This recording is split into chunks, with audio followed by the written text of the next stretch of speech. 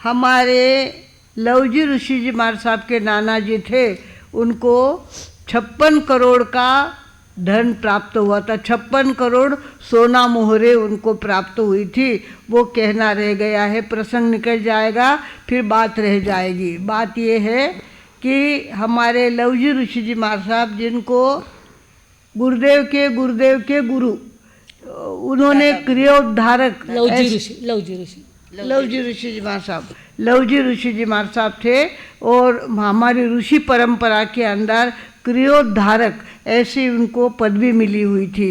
ऐसे लवजी ऋषि जी महाराज साहब के नाना जी थे। वो नाना जी तापी नदी के किनारे छोटा सा गांव था, कहाँ, सूरत के पास छोटा सा गांव था और वहाँ पर एक हिंदू घर में, वैदिक घर में वो सर्विस करते थे। उस घर के अंदर बहुत सारा धीना था, बहुत सारी गायें भैंसें बहुत थी, मटके के मटके दूध निकलता था। तो वहाँ का मालिक कहने लगा, इतना दूध मेरे यहाँ आता है और यहाँ तापी नदी बह रही है, उसको मैं दूध अर्पित नहीं कर सकता, ये कितना मेरा दुर्भाग्य है। तो लवजी ऋषि जी महाराज साहब ने कहा कि ये काम मैं करूँगा। क्या कहा? ये काम नाना जी, लवजी ऋषि जी के नाना जी थे वो, तो वीरजी भाई वोरा, गुजराती थे वो, कच्छी थे, और वीरजी भाई वोरा उनका नाम था। उन्होंने कहा ये काम मैं करूँगा। और वे क्या करते, रोज़ का 1 मटका दूध लेके जाते गांव के बाहर नदी थी, नदी के लिए पुल बना हुआ था और उसके ऊपर से नीचे उतर के नदी को वो घड़ा भर दूध अर्पित रोज करते थे। उसके बाद आने के बाद सामयिक करते थे।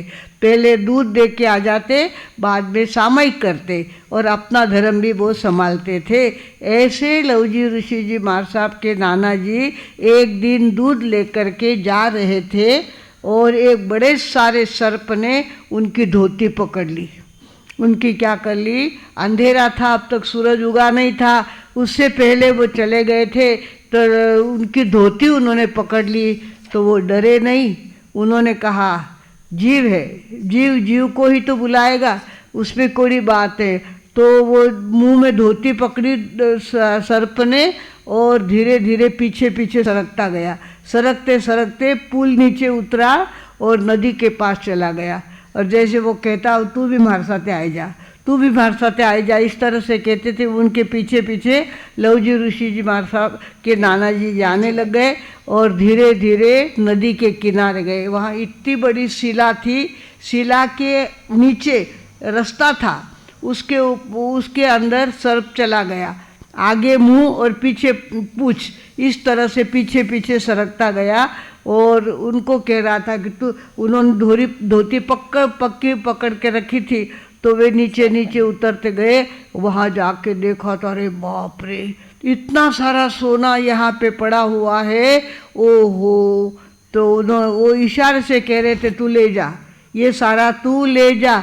पत्थर के नीचे पड़ा हुआ था, किसी को दिखता नहीं था, कभी उन्होंने रखा होगा, कहाँ से उनको याद आया भगवान जाने। तो उन्होंने कहा ये तू ले जा। तो उन्होंने कहा ऐसा नहीं ले जाता, मैं जहाँ सर्विस करता हूँ वहाँ जाऊँगा, मेरे मालिक को कहूँगा कि ये धन आपका है और आप ले लो। तो ये वापिस लवजी वीरजी भाई ओरा वापिस अपने मालिक के पास गए और कहने लगे, मालिक मेरे साथ चलो, आज बहुत विचित्र घटना घटी है अपने यहाँ, आप चलो। और वो लेके आए, घोड़े पे बैठ करके उनको लेके आए और अंदर पत्थर के नीचे बताया उनको, ये सारा आपका है। क्या कहा? ये सारा आपका है। उसने कहा मेरा होता तो मैं रोज़ लोटा ले करके नदी के किनारे आता हूँ, तब तो नहीं दिया मुझे, और ये दिया है तुम्हारे कारण। तुम 1 मटका दूध रोज का नदी को अर्पित करते हो, इसके लिए ये तुम्हें मिला हुआ है, ये तुम ले जाओ। दोनों इतने प्रामाणिक थे, वो कहते आप ले जाओ, वो कहते आप ले जाओ। आखिर मालिक ने क्या कहा कि मेरे घर के जो विश्वासु लोग हैं उनको यहाँ लेके आऊँगा।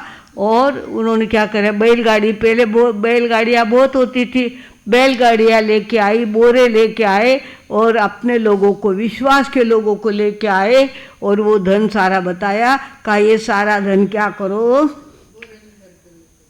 वीरजी भाई ओरा के यहाँ पहुँचा दो।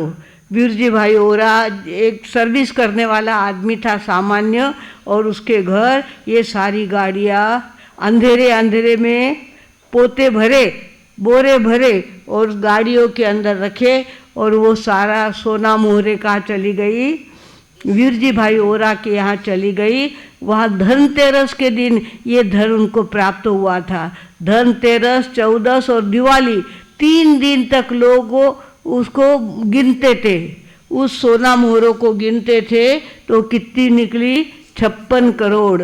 कितनी निकली, 56 करोड़ सोना मोहरा थी। और सब सारी गिन के और मालिक को बताया कि इतनी मोहरे इसके अंदर है। और उसके बाद मालिक ने क्या किया, नई डायरी मंगाई, नया पेन मंगाया, लिखने का साधन मंगाया, और उसके अंदर लिखा वीरजी भाई ओरा नामे 56 करोड़ रुपया जमा कर दिए उनको। जमा बाजू में 56 करोड़ रुपया लिख दिए। वो दिन कौन सा था, पाड़वे का दिन था। आज भी गुजरात के अंदर वीरजी ओरानो पाड़वो एम कहेवाय छे। शू कहेवाय छे, वीरजी ओरानो पाड़वो। आज भी वहाँ ये पाड़वा चलता है। 56 करोड़ वीरजी भाई को मिले थे, पर यत्किंचित भी अभिमान उनको आया नहीं था। मालिक ने उनको बहाल कर दिया इतना सारा धन। मालिक ने उसके अंदर 5 सोना मोहरे भी अपने लिए नहीं लिए कि मेरे यहाँ सर्विस कर रहे थे, मेरे यहाँ का दूध यहाँ अर्पित कर रहे थे, इस कारण से मिला है, ये सारा मेरा है, ऐसा भी कह सकते थे। तो ऐसा कुछ नहीं कहा। वो भी इतने खानदानी थे, ये भी इतने खानदानी थे। 56 करोड़ रुपये वीरजी भाई ओरानो पाड़વો आज પણ ત્યાં ચાલે છે। आज પણ ગુજરાતી લોકો વીરજી ઓરાનો પાડવો એવી રીતે આ દિવસને મનાવે છે ભાગવાનો। इस तरह से हमारे यहाँ पाड़वे के दिन 56 करोड़ सोना मोहरा मिलना एक बहुत बड़ा आश्चर्य था। और किस कारण से मिला, सर्प के कारण से। सर्प उनको लेके गया, उनकी धोती पकड़ के अंदर का खजाना बताया। ऐसे हमारे देश में बहुत सारे खजाने भरे पड़े हैं अभी तक, पर हमको मालूम नहीं पड़ता। हमारे आँख के अंदर पट्टी आड़ी आई हुई है, जिस कारण से ज्ञानावरणी कर्म का हमारे ऊपर बहुत बड़ा पट्टा आया हुआ है, हमको दिखता नहीं। जो ज्ञानी लोग हैं उनको सब कुछ दिखता है। हमारा कुंतो तीर्थ मांगी तुंगी नहीं, आप से गया था, बेचारी दिन रहे उठे, शिखर जी पे हम गए। वहाँ कहते हैं जो ध्यान करते हैं उनको इतना धन, 20 तीर्थंकर हमारे देव स्वर्ग में मोक्ष में गए हुए हैं। और वहाँ जब भी मोक्ष में कोई महापुरुष जाते हैं तो वहाँ क्या करते हैं, अबे हमारे गुरुदेव की समाधि बनी ना, लोगों ने फटाफट अपने अंगूठियाँ उसके अंदर डाल दी, किसी ने अपनी चूड़ियाँ डाल दी। जो महापुरुष का अंतिम संस्कार होता है वहाँ धन होता ही है। तो अभी भी शिखर जी में इतना जो ध्यान करता है उनकी आंखें खुल जाती है, उनको सारा दिखता है, पर उनको माटी और सोना बराबर लगता है। वो कुछ भी पंचायत करते नहीं है, और जिनको चाहिए उनको दिखता नहीं, जिनको दिखता है उनको चाहिए नहीं। इस तरह से आज भी हमारे तीर्थों के अंदर इतना धन भरा हुआ है, इतनी शक्ति भरी हुई है भगवानों, हमको पता नहीं चलता। हम तो खाली मिट्टी देख करके वहाँ के आ जाते हैं, वहाँ का डोंगर देख करके आ जाते हैं, पर जो ध्यान करते हैं उनको धीरे धीरे सारा, जैसे सर्प ने उनको दिखाया ऐसा सारा धन दिखता है भगवानों। आज भी हमारे शिखर जी के पहाड़ के नीचे बहुत धन भरा हुआ है, पर जो भगवान होगा उसको मिलेगा, जो भाग नहीं लिखा के लाया उसको तो माटी माटी दिखती है सारी। इस तरह से भगवानों हमारे यहाँ हमारी धरती माता बहुरत्ना वसुंधरा है। बहुरत्न इसके अंदर मनुष्य के रूप में भी इतने सारे रत्न है, और जवाहरात के रूप में भी इतने सारे रत्न हमारे देश में भरे हुए हैं। हमको दिखता नहीं, हम ऊपर ऊपर का देखता है, और हम कहते मारो इतना पैसा लिया, उन्हीं पैसा डुबाई दिया, उन्हीं मारा पैसा डुबाया। पैसा तो किताब आणि डुबाया तर किताब पनुरी भी पंचायत्या करा आपे, कारण कि आपलाने ज्ञान नहीं है। भागवानों, अभी ज्ञान पंचमी हमारे प्रांगण में आने वाले सकाल से कहेगा, हाँ सकाळी कल ही ज्ञान पंचमी है और हमारे प्रज्ञा जी मार साहब आपसे साधना कराने वाले हैं, आपके बच्चों के पास से साधना कराने वाले हैं, ताकि बच्चे आगे चलकर ज्ञानी बने, ज्ञान को सीखे और ज्ञान को अपने आचरण में लाए। ऐसा पाया हमारे प्रज्ञा जी मार साहब कल डालने वाले हैं। कल ज्ञान पांचम अपने को मनानी है। हमारे प्रेरणा जी, प्रज्ञा जी और प्रशांत ऋषि जी मार साहब तीनों की दीक्षा ज्ञान पाचम के दिन हुई थी। हमने तो 11 तारीख को ही ज्ञान पाचम मना ली है और वैसे तिथि से कल उनकी दीक्षा होने वाली। दीक्षा का दिन कल का है। हमारे सांगवी से प्रशांत ऋषि जी मार साहब का संघ यहाँ पे आया और उन्होंने कहा मार साहब हम प्रशांत ऋषि जी मार साहब का दीक्षा दिन मनाने वाले हैं, आप पधारो।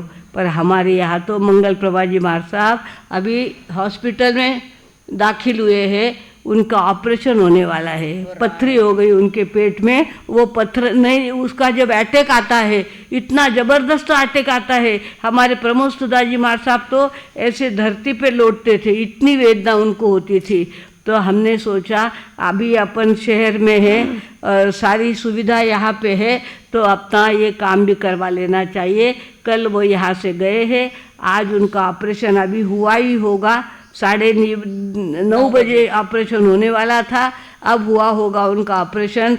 और मधुस्मिता जी मार साहब भी वहीं गए हैं, जय स्मिता जी मार साहब भी वहीं गए हुए हैं, संयम प्रीति जी मार साहब भी वहीं गए हुए। 2 तो वापस आ जाएंगे, संयम प्रीति जी वहाँ रहने वाले हैं और 2 दिन उनको डॉक्टर रखेंगे, उसके बाद वे यहाँ पे आ जाएंगे। भगवानों, इस तरह से जीवन में परिवर्तन ऊपर नीचे होते रहता है। हमारे जीवन में भी बहुत सारे परिवर्तन आए हैं और अब परिवर्तन होगा हमारा स्थान का परिवर्तन। ये वर्धमान प्रतिष्ठान हम छोड़ेंगे और आगे विहार करेंगे। पहले हमको कोथरूड जाने की भावना है।